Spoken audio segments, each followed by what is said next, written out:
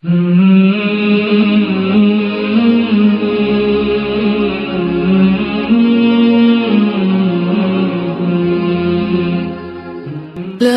إله إلا الله محمد رسول الله.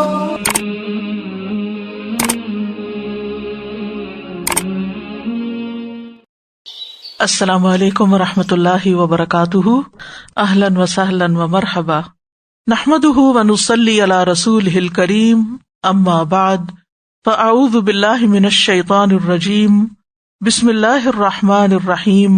رب اشرح لی صدری ویسر لی امری واحلل عقدۃ من لسانی یفقہوا قولی. رمضان کا آخری عشرہ شروع ہوتا تو اس کا اکثر حصہ جاگ کے گزارتے، گھر والوں کو بھی بیدار کرتے اور خوب محنت کرتے اور کمر کس لیتے، یعنی عبادت زیادہ ہو جاتی. اس لیے ان دنوں میں بازاروں میں گھوم پھر کے شاپنگ کرنا، تیاری کرنا، عید کی ادھر جاؤ ادھر آؤ، افطاریاں کرنا. جس کی افطاری کرنی ہے پہلے 20 دنوں میں کر لیں. جو کچھ عید کے لیے خریدنا وہ ابھی خرید کے رکھ لیں. لیکن رمضان کے دن دوبارہ نہیں ملتے. اگلے سال اللہ نے دیے تو وہ نئے ہوں گے، یہ تو نہیں آئیں گے نا دوبارہ. ان کو کیوں ضائع کیا جائے؟ اب یہ تو نہیں اگلے مہینے تنخواہ ملنی ہو تو آپ اس مہینے کے پیسے ضائع کر دیں، اگلے مہینے پھر مل جائے گی. نہیں، اگلے مہینے کے لیے. تو اس دفعہ جو چانس ملا اس کو استعمال کریں، ضائع نہیں کریں. پھر اعتکاف. عام طور پر آپ دیکھیے کہ ہم اعتکاف کے معاملے میں سستی کر جاتے ہیں. ہم کیا کہتے ہیں؟ ہم بڑے مصروف ہیں. کیا رسول اللہ صلی اللہ علیہ وسلم سے بڑھ کے بھی کوئی مصروف تھا؟ کوئی نہیں تھا. لیکن آپ نے ہمیشہ اعتکاف کیا. ایک سال نہیں کر سکے تو اگلے سال 20 دن کا کیا. کیونکہ یکسوئی کے ساتھ ایکسکلوسیولی ساری دنیا کے کام چھوڑ کے اللہ کے لیے خالص ہو کے بیٹھ کے عبادت کرنا جو ہے اس کے اپنے فائدے. پھر اسی طرح لیلۃ القدر کی تلاش آخری عشرے کی راتوں میں، اور پھر رمضان کے آخر میں صدقہ فطر کی ادائیگی عید کی نماز سے پہلے. اسی طرح اب یہ نہیں کہ اتنی عبادتیں کرنے لگ جائے تو انسانوں کو انسان بھول جائے. حقوق العباد کی ادائیگی، کیونکہ اس مہینے کو شہر المواسات کہا گیا، ایک دوسرے سے ہمدردی کرنے کا مہینہ. اور باہم ہمدردی کس طرح ہوتی ہے کہ انسان ایک دوسرے کی ضروریات کا، تکلیفوں کا خیال کرتے ہوئے دوسرے کے کام آئے. آپ صلی اللہ علیہ وسلم نے فرمایا، بیوہ عورت اور مسکین کی خبر گیری کرنے والا اللہ کی راہ میں صحیح کرنے والے کی مانند ہے. اس شب زندہ دار شخص کی مانند ہے جو عبادت اور شب بیداری میں سستی نہیں کرتا، اور اس روزہ دار کی مانند ہے جو کبھی افطار نہیں کرتا. اتنا بڑا ثواب ہے بیوہ عورتوں کی خبر گیری، اور اسی طرح مسکین لوگوں کی. پھر اسی طرح دوسروں کو کھانا کھلانا، ضرورت مند لوگوں تک راشن پہنچائیں. پھر اسی طرح افطاری کا اہتمام، اپنے رشتہ داروں وغیرہ کو، ضروری نہیں کہ گھر میں بہت گرینڈ پارٹی کریں تو وہی افطاری ہے. آپ ان کے گھر بھی بھجوا سکتے ہیں، یعنی کچھ بھی کر سکتے ہیں، کھجوریں بانٹ سکتے ہیں. تو اس کا حریص ہونا چاہیے، کیونکہ جو شخص کسی کا روزہ کھلواتا ہے اس کو اتنا ہی ثواب ملتا ہے جیسے اس نے خود اس کا روزہ بھی رکھ لیا.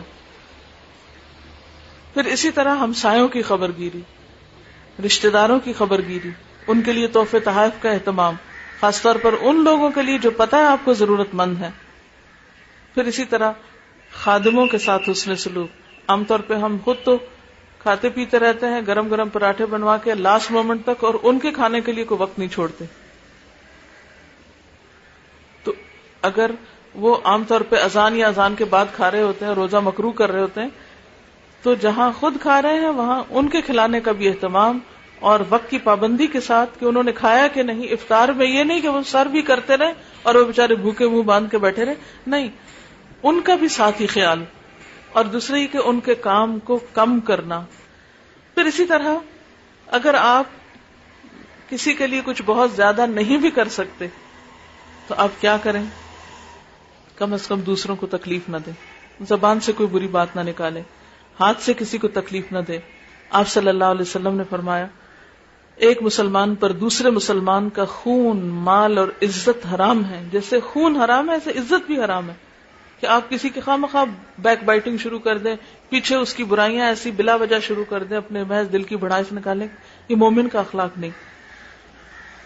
پھر اسی طرح آپ صلی اللہ علیہ وسلم نے فرمایا جب تو روزہ رکھے تو تیری آنکھ اور تیرے کان کا بھی روزہ ہونا چاہیے، زبان پہ بھی قابو ہونا چاہیے، جھوٹ اور حرام سے بھی بچنا چاہیے، پڑوسی کو تکلیف نہیں دینی چاہیے، تجھ پر وقار اور اطمینان ہو، اور اپنے روزے کے دنوں کو دوسرے دنوں کے برابر نہ کر، روزے کے دن کو عام دن کے برابر نہ کر، یعنی فرق ہونا چاہیے. جیسے آپ صلی اللہ علیہ وسلم نے فرمایا من لم يدع قول الزور والعمل به فليس لله حاجة ان يدع طعامه وشرابه، جس نے روزہ رکھ کر جھوٹ بولنا اور اس پر عمل کرنا نہیں چھوڑا تو اللہ تعالیٰ کو اس بات کی کوئی ضرورت نہیں کہ وہ شخص بھوکا یا پیاسا رہے.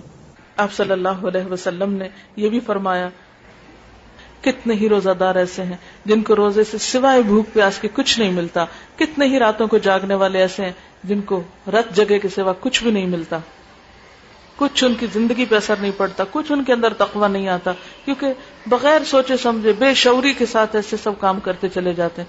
لہذا شعور کے ساتھ، ہوش حواس کے ساتھ سوچ سمجھ کے اپنے آپ کو برائیوں سے روکنا ہے. آنکھ کا بھی روزہ، کان کا بھی روزہ، زبان کا بھی روزہ، یہ ہے اصل روزہ. اور چال ڈھال میں بھی روزہ، کسی کو اذیت نہیں دینی، کسی کو دکھ نہیں دینا. آپ صلی اللہ علیہ وسلم نے اس کا حال یہ بتایا کہ کوئی تم سے لڑنے آئے، کوئی گالی گلوچ کرے یا جہالت سے پیش آئے تو وہ کہے ان امرؤ صائم، میں تو روزے سے ہوں، میں جواب نہیں دے سکتا. اور پھر رمضان کے آخر میں اپنا جائزہ، اپنا احتساب کہ کیا واقعی ہم نے رمضان کا حق ادا کیا. کیونکہ آپ صلی اللہ علیہ وسلم ایک موقع پر ممبر پر تشریف لے گئے، 3 دفعہ آپ نے آمین فرمایا ہر سیڑھی پہ چڑھتے ہوئے. لوگوں نے عرض کیا اے اللہ کے رسول صلی اللہ علیہ وسلم، آج ہم نے ایک ایسی چیز دیکھی ہے جو اس سے پہلے کبھی نہیں سنی تھی. آپ نے 3 مرتبہ آمین کس لیے فرمایا؟ تو آپ نے فرمایا کہ جبریل میرے پاس آئے، جب میں نے پہلی سیڑھی پہ قدم رکھا تو جبریل نے کہا اس آدمی کے لیے ہلاکت ہے جس نے رمضان کا مہینہ پایا اور اپنے گناہوں کی معافی اور بخشش حاصل نہ کر سکا. اس کے جواب میں نے آمین کہا. اور اسی طرح جس کے سامنے آپ کا نام لیا جائے اور وہ درود شریف نہ پڑھے اس کے لیے بھی آپ نے یہی فرمایا. اور اسی طرح جو شخص بڑھاپے میں ماں باپ دونوں یا ایک کو پائے پھر ان کی خدمت نہ کرے تو اس کے لیے بھی ہلاکت کا پیغام دیا آپ نے. اور آخری بات یہ، نبی کریم صلی اللہ علیہ وسلم نے فرمایا من صام رمضان وعرف حدودہ وتحفظ مما ينبغي له ان يتحفظ فيه كفر ما قبله، جس نے رمضان کا روزہ رکھا اور اس کی حدود کو پہچانا اور بچنے والی چیزوں سے بچا، اس کے پچھلے سارے گناہ معاف کر دیے جاتے ہیں. تو جس نے روزہ رکھا، حدود کو پہچانا کہ کیا کرنا ہے کیا نہیں کرنا، اور بچنے والی چیزوں سے بچا، تو اس کے پچھلے گناہ معاف کیے تھے. اللہ تعالی ہمیں توفیق دے اس بات کی کہ ہم واقعی رمضان کی تیاری بھی کریں اور اس کے ساتھ ساتھ اپنے عمل میں ایسی تبدیلی لائیں کہ جس سے ہماری آئندہ زندگی سنور جائے اور ہماری آخرت بہترین ہو جائے. تو لہٰذا سب سے پہلی چیز اپنے اوقات کی منصوبہ بندی کریں. کس ٹائم پہ کیا کرنا، یہ تیاری کے طریقہ آپ کو بتا رہی ہوں. کرنا کیا آپ کو، اوقات مقرر کریں. جیسے میں نے بھی بتایا صبح ناظرہ پڑھیں، دوپہر دورہ قرآن اٹینڈ کریں، شام کو تراویح. کس دن کس کو افطار بھیجنا ہے، کس کو کہاں کیا صدقہ کرنا ہے، کس کو کیا کیا دینا ہے، کہ اگر غریبوں کو کپڑا دینا ہے یا راشن دینا تو پہلے رمضان سے پہلے یہ سب کچھ کر لیں. کاموں کی لسٹ بنائیں، کرنا کیا کیا، اور پھر اس کے لیے اوقات بھی لکھیں، کب کرنا ہے، کس تاریخ کو کرنا ہے، کس دن کو کرنا ہے، کس طریقے پہ کرنا ہے. سب سے پہلے وقت کی منصوبہ بندی. دوسری چیز پھر اس کے بعد ان چیزوں کی پابندی بھی، خود احتسابی بھی، یعنی اوقات مخصوص کر کے. جو خواتین مثلا جاب نہ کرتی ہوں یا ان کے بچے بہت چھوٹے نہ ہوں، اعتکاف کی نیت کر لیں، اللہ سے دعا کریں اللہ تعالیٰ انہیں توفیق دے اگر ممکن ہو تو. پھر اسی طرح جب آپ کو چاند نظر آئے تو آپ مسنون دعا پڑھیں. مسنون دعا کیا ہے؟ اللہم احلہ علینا بالامن والایمان والسلامت والاسلام لما تحب وترضى یا ہلال ربی وربک اللہ. پھر اسی طرح سحری کا اہتمام، کیونکہ سحری کھانے والوں کے لیے برکت ہے. فرشتے اس وقت ان کے لیے دعائیں کرتے ہیں. مثلا سحری کے وقت آپ اٹھے، پہلے آپ خود استغفار کر رہے تھے، جب کھانے لگے تب استغفار تو نہیں کر سکتے، آپ کھا رہے ہیں، فرشتے آپ کے لیے استغفار پڑھ رہے ہیں، وہ آپ کے لیے بخشش کی دعائیں کر رہے ہیں، لہذا اس کا اہتمام.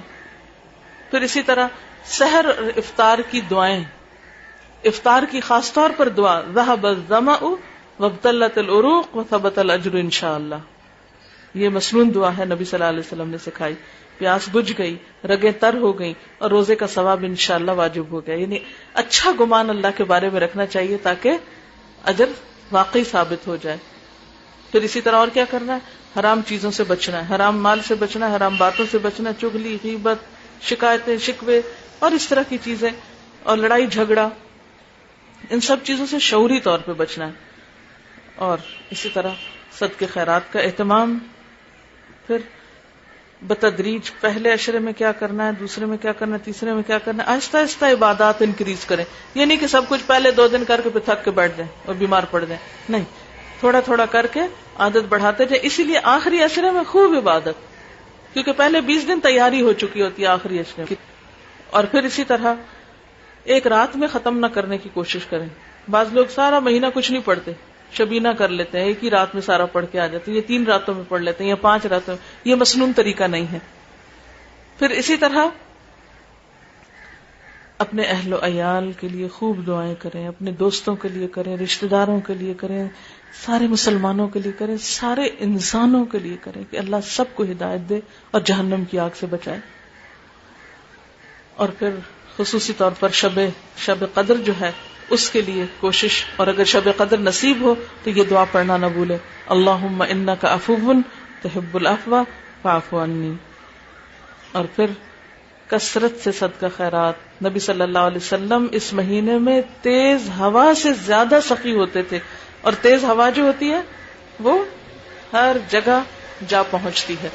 یعنی جب کم ہوا لگتی ہے تو بعض اوقات ہر جگہ نہیں جاتی، لیکن جب تیز ہوا ہوتی ہے تو سب جگہ پہنچتی. رسول اللہ صلی اللہ علیہ وسلم رمضان کی آمد کی خبر ان الفاظ میں دیا کرتے.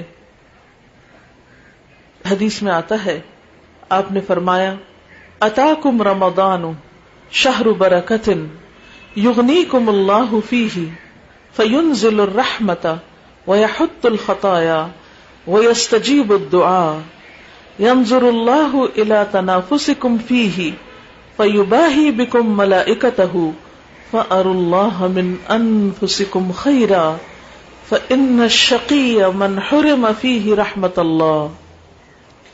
آپ صلی اللہ علیہ وسلم نے فرمایا، تمہارے پاس رمضان جیسا بابرکت مہینہ آتا ہے تو اللہ تعالیٰ تمہیں اپنی رحمت سے ڈھانپ لیتے ہیں. یعنی گویا ہم پہلے ہی عشرے میں اللہ کی رحمت میں پناہ لیتے ہیں، یا اللہ کی رحمت چھا جاتی ہے. اللہ تعالیٰ گناہ معاف کر دیتے ہیں، دعائیں قبول فرماتے ہیں، اور اللہ تعالیٰ تمہارے ذوق اور شوق کو دیکھتے ہیں. اب دیکھیں کہ رمضان تو آئے گا، رحمتیں بھی آئیں گی. اللہ تعالیٰ ہم سے کیا دیکھتے ہیں؟ تمہارا ذوق اور شوق. ہم سب اپنے دل کا جائزہ لیں کہ رمضان کا ہم کتنے شوق سے انتظار کر رہے ہیں. واقعی کوئی شوق ہے، کوئی فیلنگ ہے، جیسے کوئی مہمان آتا ہے یا کوئی پیارا شخص آنے والا ہوتا ہے تو دل کی حالت کیا ہوتی ہے؟ تو اگر ہمیں رمضان سے بھی محبت ہے تو رمضان کے آنے سے پہلے ہمارے دلوں کی حالت کیا ہے؟ ہم سب اپنا جائزہ خود لیں، اپنا امتحان خود لیں، اپنی کیفیت خود جانیں. کہیں ایسا تو نہیں کہ رمضان آ رہا ہے، ایک ایک دن کر کے قریب پہنچ رہا ہے اور ہمیں پرواہ ہی نہیں کہ کیا خزانہ اور کیا نعمت ہمارے ہاتھ آنے والی ہے، ہمیں احساس ہی نہیں. تو جب رمضان داخل ہو جائے گا اور بغیر کسی احساس، بغیر کسی شوق اور بغیر کسی شعور کے ہم اس میں اگر داخل ہو گئے تو کیا ہم واقعی اس سے صحیح فائدہ اٹھا سکیں گے؟ نہیں. تو آپ صلی اللہ علیہ وسلم نے کیا فرمایا کہ اللہ تعالیٰ تمہارے ذوق اور شوق کو دیکھتا ہے. کہ تمہارے اندر کتنی ایکسائٹمنٹ ہے یا کتنا شوق ہے کہ رمضان آئے، اور پھر اس شوق میں تم کتنا عبادت کے لیے اپنے آپ کو تیار کرتے ہو اور کیا کچھ پھر عملاً کر کے دکھاتے ہو. پھر فرمایا کہ تمہاری وجہ سے فرشتوں پہ فخر کرتے ہیں. اللہ تعالیٰ بندوں کا ذکر اپنے فرشتوں میں کرتے، دیکھو میرے بندوں کو سارا دن میری خاطر کھانا پینا چھوڑتے ہیں، اپنی خواہشات کو چھوڑتے ہیں، راتوں کو قیام کرتے ہیں، اپنے مال میں سے کثرت کے ساتھ صدقہ خیرات کرتے ہیں. تو جب ایک بندہ رمضان کے مہینے میں خوب ذوق اور شوق کا مظاہرہ کرتا ہے، زیادہ سے زیادہ کثرت کے ساتھ نیک عمل کرتا ہے، تو اللہ تعالیٰ ان بندوں سے اتنا راضی ہوتے ہیں کہ ان کا ذکر فرشتوں کی محفل میں کرتے ہیں اور ان پر فخر کرتے ہیں کہ دیکھو میرے ان بندوں کو کس طرح یہ نیکیوں میں دوڑ رہے ہیں اس مہینے میں. پس تم بھی اپنی طرف سے اللہ تعالیٰ کو بھلائی دکھاؤ، یعنی تم بھی کچھ کر کے دکھاؤ، کیونکہ اللہ تعالیٰ تمہارے بارے میں فخر کر رہے ہیں. بے شک وہ نہایت ہی بدبخت ہے جو اس مہینے میں اللہ کی رحمت سے محروم رہ گیا. پھر اس کی بدقسمتی کا کیا ٹھکانہ. پھر اس میں قرآن پاک نازل ہوا تو نزول قرآن کا مہینہ، اور قرآن پاک کیا ہے؟ هو خیر مما یجمعون، دنیا کی ہر خیر اور ہر بھلائی سے بہترین بھلائی اور نعمت ہے ہمارے لیے. جو بھی کچھ لوگ سمیٹ رہے ہیں سب سے بہترین تحفہ ہے. تو نزول قرآن کا مہینہ، اور پھر اسی طرح لیلۃ القدر کا مہینہ. کیا ہے لیلۃ القدر؟ خیر من الف شہر، 1000 مہینے سے زیادہ بہترین رات. یہ سب کچھ آپ کو سال کے اور حصوں میں نہیں ملے گا، یہ رمضان میں ہی ملے گا.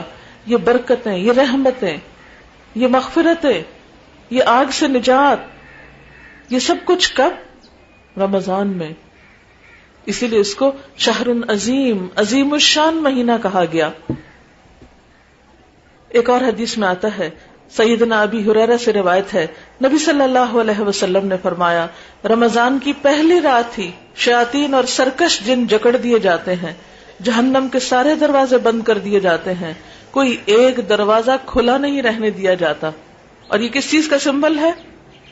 اللہ کی رحمت کا. کس چیز کا نشان ہے؟ کہ اللہ تعالیٰ نے بندوں کے لیے نیکی کرنا آسان کر دیا ہے، اور اس مہینے میں برائی کے رستے دروازے بند کر دیے. اصل میں کیا ہے؟ برائی کے سارے رستے یا برائی کے سارے طریقے جہنم کے دروازے کھولتے ہیں. یعنی گناہ کیا ہے؟ اللہ کی نافرمانی کیا ہے؟ جہنم کی کنجیاں ہیں. ہر غلط کام کس کا دروازہ ہے؟ جنت کا دروازہ تو نہیں کھولتا، یہ تو جہنم کا دروازہ کھولتا ہے. تو جہنم کے دروازوں کا بند ہونا کیا معنی رکھتا ہے؟ کہ برائیوں سے بچنے کے لیے اللہ نے موقع دے دیا اور نیکیوں کے رستے تم پر کھول دیے. پھر اسی طرح فرمایا، ایک منادی کرنے والا اعلان کرتا ہے، اے بھلائی کے چاہنے والے آگے بڑھ، اے بھلائی کے چاہنے والے اور آگے بڑھو اور آگے آ جاؤ، اور اے شر کے چاہنے والے یعنی اے برائی کرنے والے اب تو رک جاؤ. اور رمضان کی ہر رات اللہ تعالیٰ لوگوں کو جہنم سے آزاد کرتے ہیں، یعنی ان کے حق میں بخشش لکھ دی جاتی ہے کہ آج کی رات اتنے لوگ بخش دیے گئے. کچھ اور لوگ پھر یعنی جو رمضان آگے بڑھتا جاتا ہے لوگوں کا نیکی کا شوق بھی بڑھتا چلا جاتا ہے، اور جو آگے انسان کو خشوع اور خضوع اور دعاؤں کے اندر رقت اور اللہ سے قربت بڑھتی ہے تو انسان کے جہنم سے نجات کے انسان کو سرٹیفکیٹ ایک طرح سے ملتے چلے جاتے ہیں. اس لیے ہم سب کے لیے ضروری ہے کہ پوری تیاری کے ساتھ ہم اس مہینے میں داخل ہوں. ایک اور حدیث میں آتا ہے، حضرت ابو ہریرہ سے روایت ہے، رسول اللہ صلی اللہ علیہ وسلم نے فرمایا، رمضان میں میری امت کو 5 خصوصیات ایسی عطا کی گئی ہیں جو اس سے پہلے کسی امت کو نہیں دی گئی. جیسا کہ آپ نے قرآن پاک کی آیت میں سنا کہ روزے تو پہلی امتوں پر بھی فرض تھے، کتب علیکم الصیام کما کتب علی الذین من قبلکم، پچھلی امتوں پر بھی یہ فرض تھے روزے، لیکن اس امت پر روزے کی فرضیت کے ساتھ 5 خاص باتیں انہیں ملی جو پچھلی امتوں کو نہیں ملی تھی. اور وہ کیا ہے؟ روزے دار کے منہ کی بساند اللہ کے ہاں کستوری کی خوشبو سے زیادہ بہترین ہے. دوسری بات، ان کے لیے فرشتے استغفار کرتے ہیں یہاں تک کہ روزہ دار روزہ افطار کر لے. یعنی آپ روزے سے ہیں، تھکے ہوئے ہیں، زیادہ دعا بھی نہیں مانگ پا رہے، تو اللہ تعالیٰ نے فرشتے مقرر کیے ہوئے جو آپ کے لیے دعائیں مانگے، اور وہ بخشش کی دعائیں. ہاں اگر آپ نے واقعی روزہ رکھا ہوا، اس میں حلال چھوڑ کے حرام نہ کھا رہے ہوں. حرام کھانا کیا ہے؟ کسی کی غیبت کرنا، چغلی کرنا، شکایتیں لگانا، کسی کے خلاف دوسروں کو بھڑکانا، یہ حرام کھانا ہے. قرآن پاک میں غیبت کے بارے میں کیا فرمایا گیا؟ اَيُحِبُّ أَحَدُكُمْ أَن يَأْكُلَ لَحْمَ أَخِيهِ مَيْتًا فَكَرِهْتُمُوهُ، کہ تم میں سے کوئی پسند کرے گا کہ وہ اپنے مردہ بھائی کا گوشت کھائے، تم اس کو سخت ناپسند کرو گے. تو بعض لوگ روزہ تو رکھ لیتے ہیں، کھانا پینا تو چھوڑ دیتے ہیں، لیکن مردار کھانا نہیں چھوڑتے، غیبت چغلی سے پرہیز نہیں کرتے. تو جو شخص ہر چیز سے پرہیز کرے، کیونکہ روزہ صرف کھانا پینا چھوڑنے کا نام نہیں ہے، روزہ حرام کو چھوڑنے کا نام بھی، بلکہ روزہ تو تقاضا کرتا ہے کہ جو حلال چھوڑ سکتا تو حرام بھی چھوڑو، اور اسی کا نام تقویٰ ہے. تو ان لوگوں کے لیے فرشتے دعائیں کرتے ہیں، فرشتے استغفار کرتے رہتے ہیں. پھر اگلی خصوصیت، اللہ تعالیٰ ہر روز ان کے لیے جنت کو سجاتے ہیں، مزین کرتے ہیں، ڈیکوریٹ کرتے ہیں. آپ دیکھیں کہ جب کسی خاص بندے نے آپ کے گھر آنا، عموماً لوگ شادی کے موقع پہ کیا کرتے ہیں؟ گھر کا فرنیچر بدلتے ہیں، پینٹ، رنگ، روغن، ہر ایک چیز، اور ہر روز ایک نئی چیز لا رہے ہیں، سجا رہے ہیں، بنا رہے ہیں کہ ایک نیا مہمان گھر میں آ رہا ہے. تو اللہ کے وہ خاص بندے جو رمضان کا حق ادا کریں، اللہ تعالیٰ ہر روز جنت کو سجاتے ہیں اور سجاتے ہیں اور سجاتے ہیں اور سجاتے ہیں. تو آپ ذرا تھوڑی دیر کے لیے تصور کریں، امیجن کریں کہ جنت تو ویسے ہی خوبصورت ہے، لیکن جو جو انسان اس مقام میں آگے بڑھتا چلا جاتا ہے تو اس کے لیے اللہ تعالیٰ اور نعمتوں میں بھی اضافہ کرتا چلا جاتا ہے، اس کے لیے اور اہتمام اور اہتمام. اور اللہ تعالیٰ فرماتے ہیں، ہو سکتا ہے میرے نیک بندے اپنے آپ سے مشقت اور تکلیف کو اتار کر تیری طرف آ جائیں. یعنی یہ گناہ اور برائیاں اور غلط کام اور دنیا کی آزمائشیں اور مصیبتیں اور تکلیف دہ چیزیں، یہ سب کچھ کیا مشقتیں ہیں.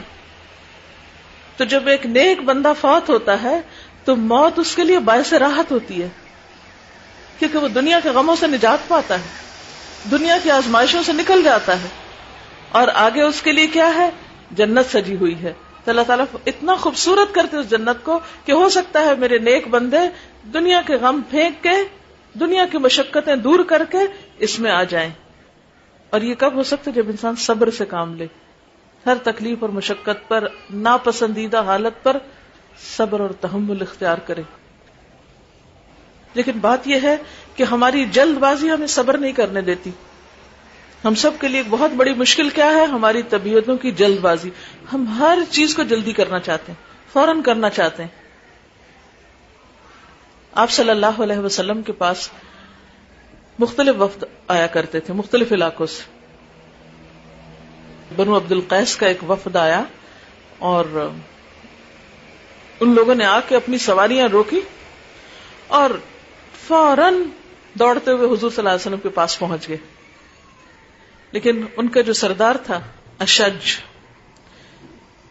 اشج جو تھا، اس نے پہلے اپنا جانور باندھا، پھر اس کے بعد اپنے کپڑے تبدیل کیے اور اہتمام کے ساتھ آپ صلی اللہ علیہ وسلم کی خدمت میں حاضر ہوا.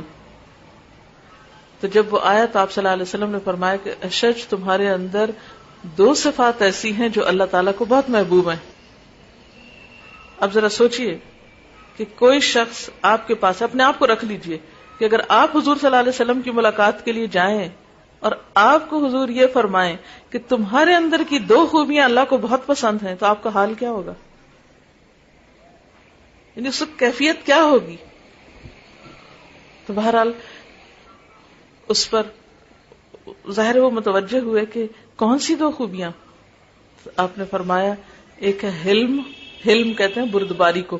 کسی نے کچھ کہہ دیا، برداشت کر جانا، پی جانا، اگنور کر جانا، کوئی بات نہیں، جواب نہیں دینا، فوری ری ایکشن ظاہر نہیں کرنا. اور دوسرے ہے آہستگی. آہستگی. تو وہ پوچھنے لگے، اے اللہ کے رسول صلی اللہ علیہ وسلم، میرے اندر یہ صفات خلقی ہیں یعنی گاڈ گفٹڈ ہے. یعنی یہ میرے اندر کیسے آئی ہیں یہ چیزیں؟ تو آپ نے فرمایا گاڈ گفٹڈ ہیں، اللہ نے دی ہیں. کیونکہ جو کچھ بھی ہمیں ملتا ہے ہماری اچھی عادات میں سے اللہ کی طرف سے ہوتا ہے. اب ہونا تو یہ چاہیے تھا کہ جو بھاگ بھاگ کے آگے پہنچ گئے آپ ان کو اپریشیٹ کرتے، بغیر تیاری کے آگے دوڑتے ہوئے شوق کا اظہار کرتے. وہ اپنی جگہ ہے ایک شوق، لیکن ان کا آنا کیا تھا؟ آرام سے، سکون سے. تو آپ نے فرمایا یہ دو باتیں اللہ کو بہت پسند ہیں کہ کاموں میں پینک ہی نہیں کیا جائے، یعنی پینک نہیں ہو جائے، جلدی نہیں کرے، جلد بازی نہیں کرے. کیونکہ العجلۃ من الشیطان، جلد بازی شیطان کی طرف سے ہوتی. آپ دیکھیے کہ جتنے ہم غلط کام کرتے ہیں نا ان کے پیچھے جلد بازی ہوتی. ٹریفک کے حادثات کیوں ہوتے ہیں؟ جلد بازی ہوتی. غلط باتیں زبان سے کب نکلتے ہیں؟ جب ہم جلد بازی کر رہے ہوتے ہیں. فوراً جلدی جلدی، یہ کیوں نہیں ہوا، اب تک نہیں ہوا، کیسے نہیں ہوا.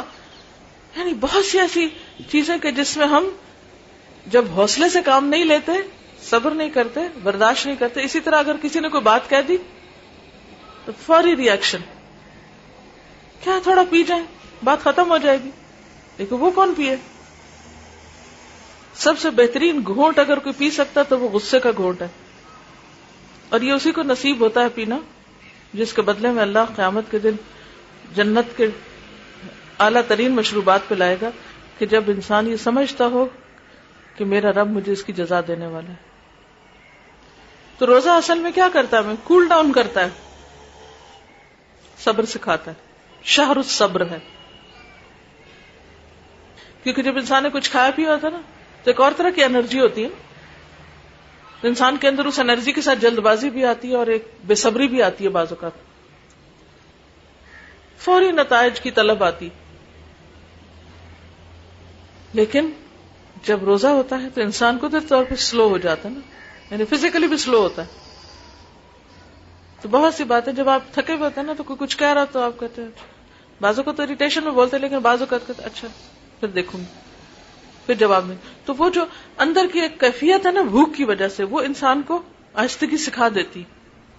آہستگی سے مراد سستی نہیں ہے. سستی کیا ہوتا ہے کہ کسی کام کو جان بوجھ کے ڈیلے کرنا، لیٹ کرنا اور بس ایسے ہی بلا وجہ. لیکن آہستگی ایک پسندیدہ صورت ہے. آپ صلی اللہ علیہ وسلم نے فرمایا التؤدة فی کل شیء الا فی عمل الآخرہ، ہر چیز میں آہستگی سوائے آخرت کے عمل کے. اس کے لیے کیا ہے؟ ففروا الی اللہ فاستبقوا الخیرات. بہرحال پھر اس کے بعد آپ صلی اللہ علیہ وسلم نے فرمایا اس ماہ میں سرکش شیطان زنجیروں میں جکڑ لیے جاتے ہیں اور وہ روزے دار تک اپنی رسائی نہیں پاتے جس طرح کے غیر روزہ دار تک پہنچ جاتے ہیں. اور روزے دار کو آخری رات معاف کر دیا جاتا ہے. آپ صلی اللہ علیہ وسلم سے پوچھا گیا کیا یہ آخری رات شب قدر ہے؟ یعنی صحابہ کرام کو ایک تجسس تھا جب آپ نے فرمایا کہ آخری رات میں معاف کر دیا جاتا ہے تو انہوں نے پوچھا پھر یہ شب قدر ہی ہوگی جو معافی مل گئی؟ آپ نے فرمایا نہیں، بلکہ مزدور کو اس کی محنت کا صلہ اس وقت دیا جاتا ہے جب وہ اپنا کام مکمل کر لیتا ہے. یعنی وہ صلے کی رات ہے، انعام کی رات ہے. اور انعام کیا ہے رمضان کا سب سے بڑا؟ بخشش. پھر اسی طرح آخرت کے بھی بہت فائدے ہیں. مثلا جنت کا ایک دروازہ جس کا نام ریان ہے، اس سے صرف روزہ دار داخل ہوں گے، کوئی اور نہیں جا سکے گا اس کے ذریعے. پھر اسی طرح گناہوں کا کفارہ ایک رمضان سے دوسرے رمضان تک. پھر اسی طرح روزے دار کے لیے جو اصل جزا ہے اس کی وہ چھپا کر رکھی گئی ہے، کیونکہ آپ صلی اللہ علیہ وسلم فرمایا، اللہ تعالیٰ فرماتے ہیں الصوم لی وانا اجزی بہ، روزہ میرے لیے اور میں اس کی جزا دوں گا، خود دوں گا، خاص انعام دوں گا، کیونکہ اس نے میری خاطر کھانا پینا چھوڑا. کسی اور کو تو نہیں پتا ہوتا کہ روزہ دار کیا کر رہا ہے، کھا رہا ہے یا نہیں کھا رہا. چھپ کے کوئی کچھ بھی کر سکتا ہے اور لوگوں کو یہ بتا سکتا ہے میں روزے سے ہوں، لیکن اللہ تو جانتا ہے. لہذا روزہ ہے ہی خالصتاً اللہ اور بندے کا معاملہ کہ جس کا پتہ کوئی دوسرا لگا ہی نہیں سکتا، کسی دوسرے کو خبر بھی نہیں ہو سکتی. ایک شخص سارے شہر میں روزے کا ڈنڈورا پیٹے اور چھپ کے کھا لے تو ہو سکتا ہے سارا شہر یقین کر جائے ہاں بھائی یہ روزے سے، لیکن اللہ کو پتا ہے کہ وہ کیا کر رہا ہے اور اس کو خود پتا ہے. اس لیے اس کی جزا بھی اللہ تعالیٰ نے خاص رکھی. ہر عمل 10 گنا بتایا قرآن پاک میں، لیکن روزے کی جزا کئی گنا. حتیٰ کہ ایک حدیث میں آتا ہے کہ جو شخص ایک دن اللہ کے راستے میں روزہ رکھتا ہے، اللہ تعالیٰ اس کا چہرہ اس ایک دن کے عوض جہنم سے 70 سال دور کر دیتا ہے.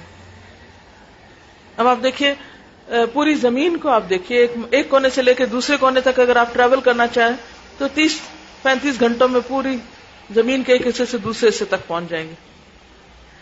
یہ 25-30 گھنٹوں میں آپ سفر طے کر سکتے. لیکن 70 سال کا فاصلہ ایک بہت بڑا فاصلہ ہے. گویا ایک انسان زندگی کے پہلے دن سے چلنا شروع کرے اور بوڑھا ہونے تک کچھ نہ کرے، صرف چلتا رہے. کتنا دور کا فاصلہ ہوگا اگر چال سے بھی جائے. اور اب تو آپ دیکھیں جہاز اور کیا کچھ موجود ہے. تو اس لیے انسان اس جزا پر یقین رکھتے ہوئے روزے کا حق ادا کر سکتا ہے جو جزا اس کے رب کے پاس ہے. ایک اور جگہ پر فرمایا روزہ جہنم سے ڈال ہے، جس طرح تمہیں لڑائی میں بچانے والی ڈھال ہوتی ہے. ڈھال کیا ہوتی ہے؟ کہ کوئی تیر یا وار آ رہا ہو تو آپ سامنے ایک رکاوٹ کھڑی کر لیں، شیلڈ جس کو کہتے ہیں، یعنی وہ آپ کی طرف آنے سے رک جاتی. بالکل اسی طرح روزے سے نمبر 1 انسان آگ سے بچ جاتا ہے. یعنی اب دیکھیں کہ ڈھال کو شاید آپ اس طرح امیجن نہیں کر سکیں. مثلا اگر آپ دیکھتے ہیں جیسے گھر میں کوئی ایسا شخص داخل ہو گیا، خدا نخواستہ کوئی چور یا کچھ، تو آپ فوراً کیا کریں گے؟ فوراً کنڈی لگائیں گے. آپ گاڑی میں بیٹھتے ہیں اور پتہ چلتا ہے کہ کوئی گاڑی کے اوپر کچھ کرنے آ رہا ہے تو آپ فوراً دروازہ بند کریں گے، فوراً اس کو لاک لگائیں گے کہ کوئی دروازہ نہ کھول دے. کئی دفعہ آپ نے سنا ہوگا ایسے حادثے ہوتے ہیں کہ لوگ لٹ جاتے ہیں گاڑیوں میں کیونکہ دروازہ بند نہیں تھا. جب کوئی لاک کر لیتا ہے تو محفوظ ہو جاتا ہے. اچھا اسی طرح اس کیفیت کو محسوس کیجئے کہ کسی چور یا کسی شر سے بچنے کے لیے آپ نے دروازہ بند کر لیا اور وہ اندر نہ آ سکا اور آپ محفوظ ہو گئے. بالکل اسی طرح روزہ قیامت کے دن انسان اور آگ کے بیچ میں ایک بند دروازہ بن جائے گا. آگ اس تک نہیں آ سکے گی، آپ محفوظ ہو جائیں گے. روزہ ایک طرح سے انسان کو اپنے لپیٹ میں لے لے گا، محفوظ کر دے گا. اسی طرح گناہوں سے بھی بچنے کا کام دیتا ہے. یعنی انسان ہر وقت اپنے نفس کی وجہ سے، ماحول کی وجہ سے، شیطان کی وجہ سے مختلف قسم کی غلطیاں کرتا رہتا ہے. تو جب انسان روزے سے ہوتا ہے تو انسان ایک طرح سے ایک محفوظ خول یا ایک محفوظ چیز کے اندر آ جاتا ہے اور اس کی بچت ہو جاتی ہے. ایک اور حدیث سے ہمیں پتہ چلتا ہے، آپ صلی اللہ علیہ وسلم نے فرمایا کہ الصوم جنۃ، الصیام جنۃ من النار کجنۃ احدکم من القتال، کہ جیسے جنگ میں ڈھال استعمال ہوتی ہے اسی طرح جہنم سے بھی یہ ڈھال کے طور پر، حفاظت کے طور پر روزہ کام کرے گا. گناہوں کی بخشش کے لیے خاص طور پر احتساب نفس شرط قرار دیا روزے میں. من صام رمضان ایمانا و احتسابا غفر له ما تقدم من ذنبه. یہ سارے وعدے اپنی جگہ ہیں، لیکن ان سب کے لیے شرط کیا ہے کہ انسان ایمان کے ساتھ، ایمان کا کیا مطلب؟ خالص اللہ کے لیے کام کرے، دین کے تقاضے کے طور پر، دنیا کے مفاد کے لیے نہیں. اور دوسری طرف احتساب، کام کرے اور اس پر اجر کی نیت اللہ سے رکھے اور اپنے آپ کو پرکھتا بھی رہے کہ میں نے اس کام کا حق ادا کیا یا نہیں. یعنی روزہ تو رکھ لیا، کھانا پینا تو چھوڑ دیا، کیا حق بھی ادا کیا یا نہیں. تو ایسے شخص کو یہ سکون یا یہ راحت نصیب ہوتی. اور پھر اگر کوئی شخص، جہاں روزہ رکھنے کا اتنا فائدہ ہے، اگر کوئی شخص روزہ نہیں رکھتا تو اس کے بارے میں کیا فرمایا؟ جو شخص رمضان کا ایک روزہ بغیر عذر یا بیماری کے چھوڑ دے، اگر وہ ساری زندگی بھی روزے رکھے، ہمیشہ بھی روزے رکھے، تو اس ایک روزے کے برابر نہیں ہو سکتا. تو اس سے کیا پتا چلتا ہے کہ جہاں روزہ رکھنا اپنے اندر بے شمار فائدے رکھتا ہے، وہاں روزہ نہ رکھنا بھی انسان کے لیے بے شمار بہت بڑے نقصان کا سبب ہے، جس کی تلافی ساری زندگی بھی نہیں ہو سکتی. کیوں نہیں ہو سکتی؟ اس لیے کہ زندگی کا وہ وقت تو ہاتھ سے نکل گیا، چلا گیا. اگر آپ کسی اور دن روزہ رکھتے ہو وہ تو اس دن کا ہے، وہ جو اس رمضان کا تھا، کیونکہ رمضان سارا سال نہیں ہوتا. آپ دیکھیں نا کہ روزہ تو روزہ آپ کبھی بھی رکھ سکتے ہیں، لیکن رمضان کے مہینے کی اہمیت اس سے پتہ چلتی ہے کہ اس مہینے میں جو روزہ رکھا جاتا ہے اس کی بات ہی کچھ اور ہے. جب رمضان نکل گیا تو آپ بے شک سارا سال رکھیں، رمضان کا فائدہ آپ کو نہیں ملے گا. اس لیے اس مہینے کی قدر کرنا بے حد ضروری ہے. اچھا، تو پھر قدر کیسے کی جائے؟ دو طریقے سے. ایک یہ ہے کہ اس میں انسان اللہ کے حقوق ادا کرے اور دوسری طرف بندوں کے حقوق ادا کرنے کی فکر کرے. اللہ تعالیٰ کے حقوق میں سب سے پہلے نماز آتی ہے. بعض لوگ روزہ تو رکھ لیتے، نماز نہیں پڑھتے. تو نماز کی پابندی ضروری ہے، اور وقت پر 5 نمازیں ادا کرنا اور اچھی سی نماز پڑھنا. کیونکہ جو شخص اچھا سا وضو کر کے اچھی سی نماز پڑھتا ہے، اچھی سی نماز سے مراد کیا ہے کہ اس میں اپنے دل کو مختلف طرح کے خیالوں سے بچاتا ہے، تو اس کے پچھلے گناہ معاف کر دیے جاتے ہیں. اور پھر خاص طور پر رمضان میں تراویح، قیام اللیل. حدیث میں آتا ہے فرض نماز کے بعد افضل نماز رات کی نماز ہے. اور عباد الرحمن کی صفت بھی کیا ہے؟ والذین یبیتون لربہم سجدا وقیاما. راتوں کو سجدے اور قیام، یہ عباد الرحمن کی صفت ہے. عام دنوں میں نہیں موقع ہوتا یا نہیں مہلت ہوتی تو رمضان کی رحمت اور برکت سے آپ صبح اٹھتے ہی ہیں. تو اس وقت انسان اس سحری کے وقت سے خاص طور پر فائدہ اٹھائے. کیونکہ حدیث میں آتا ہے کہ جب رات کا آخری تہائی حصہ ہوتا ہے، اللہ تعالیٰ آسمان دنیا پر جلوہ فرما ہوتے ہیں اور بندوں کو پکارتے کہ ہے کوئی بخشش مانگنے والا کہ میں اس کو بخش دوں. پھر اسی طرح رات کے قیام کے بارے میں، تراویح کے بارے میں بھی فرمایا من قام رمضان ایمانا واحتسابا غفر له ما تقدم من ذنبه. جس طرح روزہ کفارے کا ذریعہ، اسی طرح نماز سے تراویح بھی گناہوں کا کفارہ ہے. لیکن یاد رکھیے کہ روزہ روزہ ہے، تراویح تراویح ہے. دونوں اگرچہ رمضان میں ہے لیکن آپس میں اس طرح کا تعلق نہیں کہ اگر روزہ نہیں تو تراویح بھی چھوڑ دیں آپ، یا اگر آپ تراویح نہیں پڑھی تو آپ کا روزہ کیا رکھنا، تراویح تو پڑھی نہیں میں. نہیں، روزہ ایک فرض عبادت ہے، تراویح جو ہے وہ ایک مسنون عبادت ہے. دونوں کا اپنا اپنا مقام ہے، لیکن رمضان میں ان دونوں کو اکٹھا کر دیا جاتا ہے. آپ صلی اللہ علیہ وسلم نے فرمایا اللہ تعالیٰ نے رمضان کے روزے تم پہ فرض کیے، میں اس میں رات کا قیام سنت ٹھہراتا ہوں. جو خلوص دل اور ثواب کی نیت سے روزہ رکھتا ہے اور قیام کرتا ہے وہ اپنے گناہوں سے پاک صاف ہو کر اس طرح نکلتا ہے جیسے آج اس کی ماں نے اس کو جنم دیا. جیسے حج میں انسان سارے گناہوں سے پاک ہوتا ہے، اسی طرح رمضان میں روزہ اور تراویح کا اہتمام کرنے والا بھی پچھلے سارے گناہوں سے پاک صاف ہو جاتا ہے.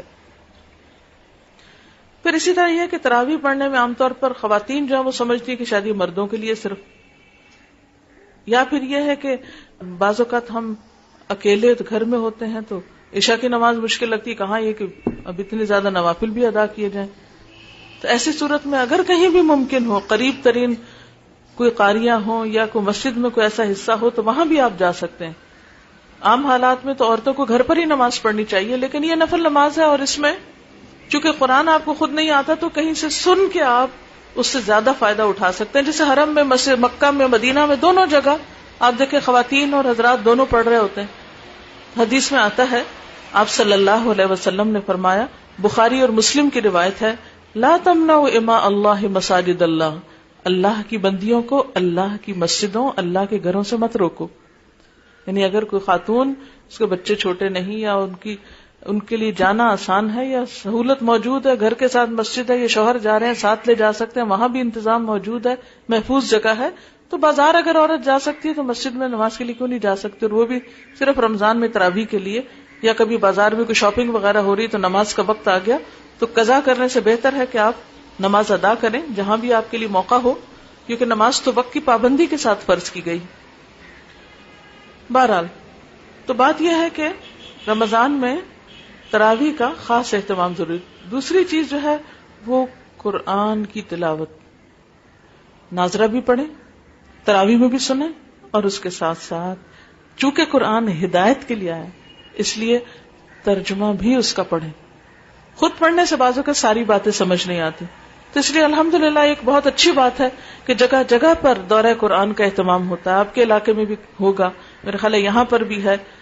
تو آپ کہیں بھی جا کر اپنے دن کے 2 گھنٹے کم از کم ایسے نکالیں کہ جس میں آپ پورے پارے کا ترجمہ سن لیں، اور اس طرح رمضان کے مہینے میں پورے قرآن کے ترجمے سے گزر جائیں. نبی صلی اللہ علیہ وسلم جبریل علیہ السلام کے ساتھ پورے قرآن کا دور کرتے تھے، جتنا نازل ہو چکا ہوتا تھا رمضان تک، اور آخری سال آپ نے 2 دفعہ اس کو دہرایا. تو آپ کا بھی 2 دفعہ کس طرح ہو سکتا ہے؟ 1 دفعہ تراویح میں پڑھ لیں اور 1 دفعہ دن کو ترجمے کے ساتھ پڑھ لیں. اور بہتر ہے کہ 1 دفعہ آپ کم از کم خود اپنی زبان سے بول کے ناظرہ پڑھ لیں. صبح کے وقت صبح میں ناظرہ پڑھ لیں، دوپہر میں آپ ترجمے سے سن لیں، اور شام میں آپ تراویح میں سن لیں. 3 قرآن آرام سے ہو جائیں گے. بعض لوگ یہ 3 کام نہیں کریں گے، خود بیٹھ کے 3 سپارے پڑھیں گے. لیکن اگر آپ ٹائم مینج کر لیں، صبح ناظرہ خود پڑھ لیں 1 سپارہ، آدھا گھنٹہ لگے گا، دوپہر کو ترجمے کے ساتھ یا تفسیر کے ساتھ سن لیں، اور شام میں پھر تراویح. تو آپ دیکھیں گے کہ چونکہ رمضان میں قرآن نازل ہوا اور آپ صلی اللہ علیہ وسلم عام دنوں کی نسبت رمضان میں قرآن زیادہ پڑھتے تھے یا سناتے تھے، تو اسی طرح آپ بھی جو سنا سکتے ہیں وہ سنائیں، جو پڑھ سکتے ہیں پڑھیں، جو پڑھا سکتے ہیں پڑھائیں، لیکن قرآن کے ساتھ خاص تعلق رکھیں، کیونکہ رمضان قرآن کا مہینہ ہے اور سارے سال کا ایک طرح سے وہ تیاری ہو جاتی ہے، ایک روحانی غذا انسان کو مل جاتی ہے. پھر اسی طرح روزے کے ساتھ ساتھ دعائیں خوب مانگے. قبولیت کے اوقات جیسے نمازوں کے بعد، ویسے بھی روزے کی حالت میں فرشتے انسان کے لیے دعا کرتے ہیں، تو اس کی اپنی دعا کیوں نہیں قبول ہوگی؟ جب بھی جی چاہے دن بھر میں مانگے، ذکر اذکار کریں. اور سحری کے وقت خصوصاً استغفار، کیونکہ اگر ہمارے گناہ معاف ہو گئے تو ہمارے بہت سے راستے ویسے ہی کھل جائیں گے، بہت سی تکلیفیں اور پریشانیاں ویسے ہی دور ہو جائیں گی. اور پھر ایک دوسرے کے لیے غائبانہ دعائیں مانگے، کیونکہ دوسروں کے لیے دعا مانگنے سے اللہ تعالیٰ خود کو بھی دیتا ہے اور دوسروں کے لیے بھی جلدی قبول ہوتی ہے. پھر اسی طرح مختلف مصنوعی دعائیں جو ہیں ان کو آپ سیکھ بھی سکتے ہیں. جہاں جہاں دورہ قرآن ہو رہا ہے، اگر وہاں ساتھ ساتھ ایک ایک دعا لوگوں کو سکھا دی جائے، واش روم جانے کی، باہر آنے کی، کھانا کھانے کی، بعد میں نماز کے علاوہ اذکار وغیرہ وغیرہ، گھر سے نکلنے کی، اندر آنے کی، صبح شام کی دعائیں، اگر رمضان میں کچھ کچھ یاد کر لیں اور عادت ڈال لیں 30 دن پڑھنے کی، تو آپ دیکھیں گے کہ باقی زندگی میں بھی عادت ہو جائے گی. پھر اسی طرح صدقہ خیرات. حدیث میں آتا ہے نبی کریم صلی اللہ علیہ وسلم بھلائی کرنے میں بہت سخی تھے. رمضان میں جب جبریل آپ سے ملتے تو آپ اور بھی زیادہ سخاوت کرتے. رمضان میں حضرت جبریل ہر رات آپ سے ملا کرتے تھے. اس سے کیا پتہ چلتا ہے کہ رمضان میں ہر رات یا ہر دن مل کے کسی کے ساتھ قرآن کی دہرائی ضروری ہے. اکیلے اکیلے نہیں بات بنے گی، کیونکہ جب انسان کسی مجلس میں بیٹھتا ہے تو حدیث میں آتا ہے کہ اس مجلس میں بیٹھنے والوں کی بخشش کر دی جاتی ہے. تو ایک فرشتہ کہتا ہے یا رب وہ فلاں شخص تو ایسے ہی آ کے بیٹھا تھا، وہ تو خود کسی نیت سے نہیں آیا تھا. تو اللہ تعالیٰ فرماتے ہیں یہ وہ مجلس ہے جس میں بغیر ارادے کے آ کے بیٹھنے والا بھی بخش دیا جاتا ہے، میں نے اس کو بھی بخش دیا.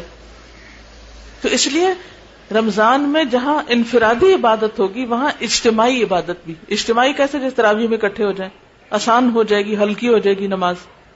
اسی طرح دن میں دورہ قرآن کے لیے اکٹھے ہو جائیں تو اس سے کیا ہوگا کہ گھر میں آپ پورے پارے کا ترجمہ پڑھیں گے، سمجھیں گے تفسیر، تو وہ سو جائیں گے وہیں. لیکن جب آپ کسی اور کے ساتھ مل کے کریں گے تو وقت بھی بند جائے گا، تو آپ کا کام آسان ہو جائے گا.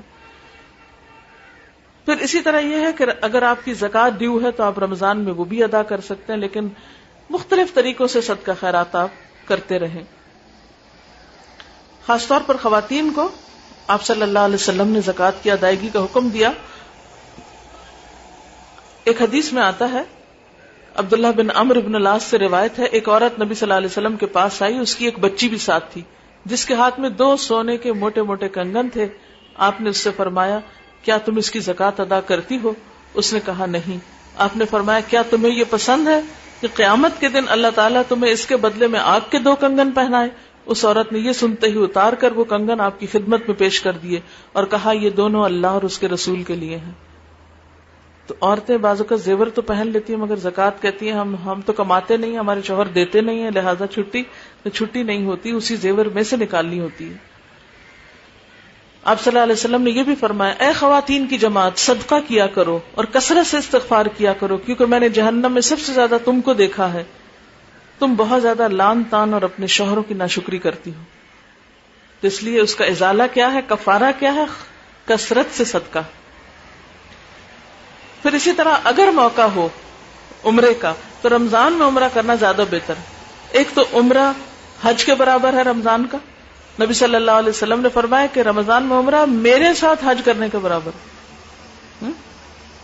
ایک خاتون کو آپ نے حج کے لیے کہا تو اس نے کہا کہ میرے شوہر نہیں جا سکتے، تو آپ نے فرمایا کہ اچھا تم رمضان میں عمرہ کرنا، وہ ایسا ہی تمہیں ثواب ہوگا جیسے میرے ساتھ حج کرنے کا ثواب. اور دوسرا یہ کہ تراویح کا وہاں اتنا اچھا انتظام ہوتا ہے، تو اگر کسی نے جانا ہی ہو سال میں تو بہتر ہے رمضان میں جائے تو زیادہ فائدہ اٹھائے. وآخر دعوانا ان الحمد للہ رب العالمین. سبحانک اللہم وبحمدک، اشہد ان لا الہ الا انت، استغفرک واتوب الیک. السلام علیکم ورحمۃ اللہ وبرکاتہ.